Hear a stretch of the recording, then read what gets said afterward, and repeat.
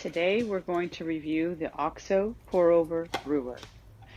It has a lid, a water reservoir, and a base. You set the base on top of the awesome Coffee Bean Queen coffee mug. You take the paper filter, number 2 filter, and I like to fold the paper over just because it fits more snugly into the brewer base. It doesn't pop up so much, so I just like it to fit in there snugly. I gotta heat my water up, nice and snug. So I take my ground coffee I just ground and my 2 tablespoon scoop. I like to use the scoop that I got with my AeroPress because it's got a nice long handle and I just like it. So I'm going to be brewing 12 ounces. So I'm going to use two tablespoon scoops. And then I always like to throw just a little tiny bit of bonus coffee in there just to make my brew just a little bit richer. Bonus. I shake the brewer just to have the coffee grounds settle a little bit. And you'll see here on my awesome grind chart that I've got it ground on medium fine for the OXO. I even marked that that's the OXO medium fine. And on my grinder, that grinder setting is 12.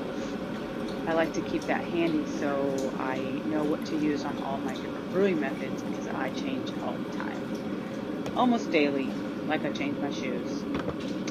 I set the water reservoir on top of the brewer. Wait for the water to get hot.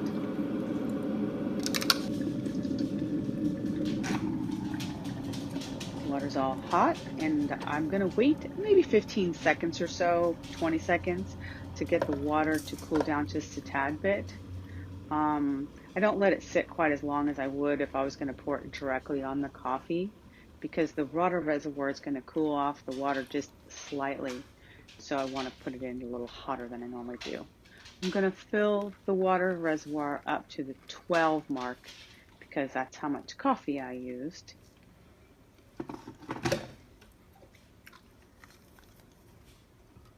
Set the lid on the top, and I wanted to time it to see how long it would take. And it ends up taking about 2 minutes. Put the lid on because it keeps the water hotter. It doesn't cool down as much. You'll see here that the coffee is still expanding and that it's the water's being distributed evenly over the coffee grinds. Hasn't quite finished yet, so I'm just going to put the lid back on.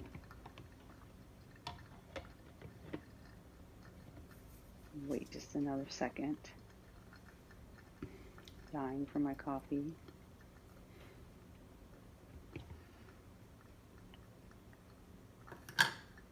All right. Looks like it's pretty much done. So you'll notice that there's little holes evenly distributed on the bottom of the reservoir. That is so that it can hit all the coffee grounds in the brewer evenly. And you'll notice here that it doesn't touch the paper filter on the side, so it reduces the papery flavor of the coffee. It works pretty well. Part of me kind of wishes it was a little bit closer to the sides because when I do my pour over, I do pour it a little closer to the sides, but the coffee still turns out great. I just simply remove the filter, head over to the trash can with the little drip tray, when actually I probably could have used the whole brewer over the drip tray because it actually fits just perfectly. Look at that. Nice. Perfectly brewed cup of coffee in my Coffee Bean Queen cup.